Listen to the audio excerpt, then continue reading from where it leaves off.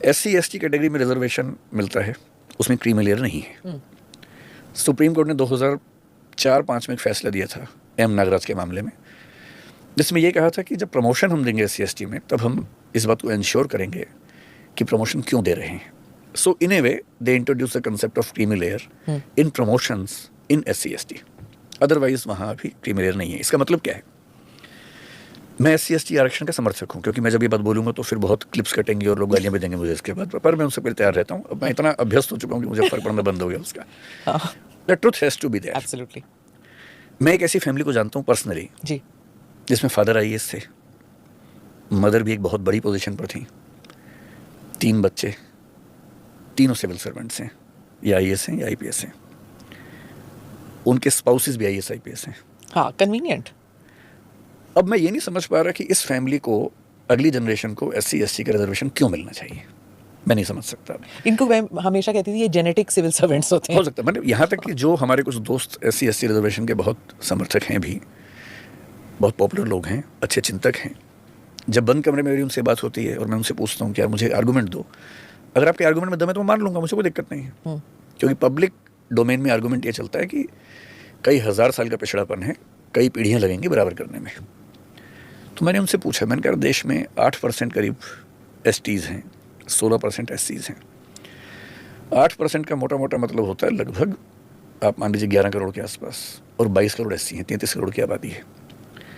सरकारी नौकरियां साल भर में कितनी निकलती होंगी? मेरे ख्याल से सब भी, मतलब पूरे देश की सारी नौकरी मिलाएंगे तो भी शायद 2 करोड़ के आसपास होंगी, सब नौकरियां मिला के भी। इनमें से SC/ST की जो भागीदारी है, अगर हम 24% मान लें दोनों मिला के, वैसे तो 22.5% अभी है, तो भी ये 40-45 लाख होगी मैक्सिमम।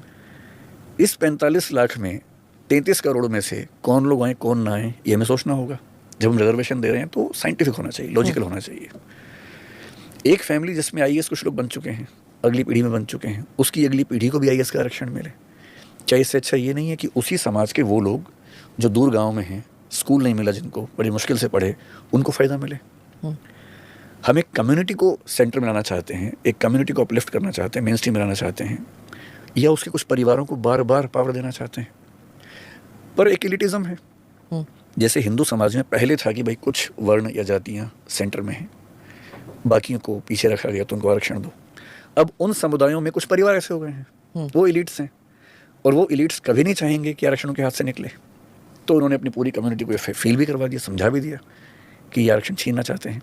जबकि सच ये है, मैं तो बहुत मुख्य तरीके से बात कहता हूँ कि SC/ST में भी क्लासिफिकेशन होना चाहिए, जैसे OBC में होता है। अभी सुप्रीम कोर्ट में शायद कोई फैसला ऐसा है, या आपने शायद सुना होगा कि एक कमीशन है, रोहिणी कमीशन, उसकी रिपोर्ट सबमिट हुई है अभी हाल ही में, अभी आई नहीं है सामने पब्लिक डोमेन में। मेरा ख्याल है कि रोहिणी कमीशन की रिपोर्ट आने के बाद सब क्लासिफिकेशन इन SC/ST, जो कि सुप्रीम कोर्ट ने खारिज किया है कई मामलों में, सरकार शायद उसको लाएगी। इस तीसरे टर्म में मेरे ख्याल से सरकार का इरादा ये होगा। आरक्षण कम तो कर नहीं सकते हैं, सोचना भी मेरे ख्याल संभव नहीं होगा, शायद ज़रूरत भी नहीं है उसके, पर आरक्षण रैशनलाइज हो, उसमें रीजनेबिलिटी हो, ये ज़रूरी है, और ये होगा।